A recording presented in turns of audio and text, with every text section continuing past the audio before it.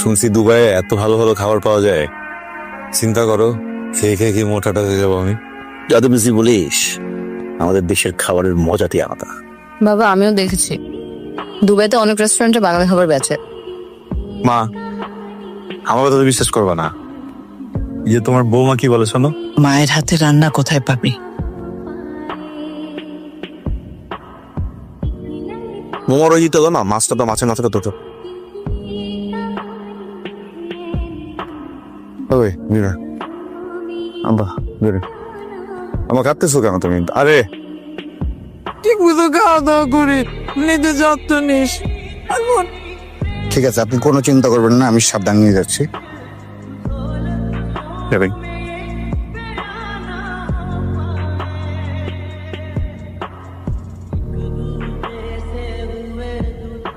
আরে মামুন ভাই, আসসালামু আলাইকুম, কেমন আছেন ভাই?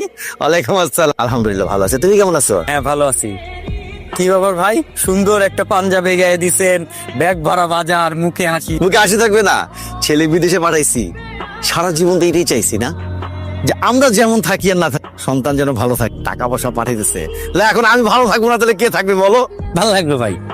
একবার ফিরো, মন আব্বার সালাম দিও, বলো ডাকছে চা খেতে, অনেকদিন দেখা হয় না। দুবাই চলে যাওয়ার পরে তো 6 মাস হয়ে গেল, এখন ফোন করলে ফোন ধরে না, কথা বলে না। তোমাদের দুজনের মধ্যে বোধহয় সারাক্ষণ রাগারাগি হয়, তাই না? বাবা প্লিজ, এসব শুনতে ভালো লাগছে না। কিন্তু তোমার এই জীবন তো আমি দেখতে চাইনি।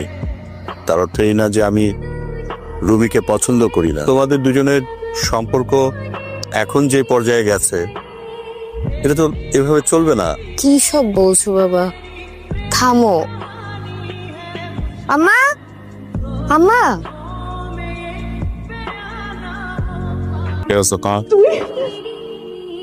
ওকে কিছু না জানায়। কতদিনে ছুটি নিয়ে আসছো? কতদিন পর। ও হাতের রান্না খুব মজা হয়েছে মা। কতদিনে ছুটি নিয়ে আসছো? আব্বা ছুটি পাই নাই,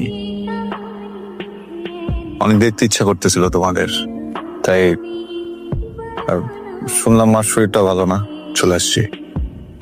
আচ্ছা আচ্ছা, এত দূর থেকে আসছো, একটু জানে আসবা না? ইচ্ছে তো অনেক কিছুই করবে, এগুলো ছেলে মানুষই, আর কিছু না। একটু থামো না, কতদিন পরে ছেলেটা আসছে, ওকে ঠিক মতো খেতে দাও।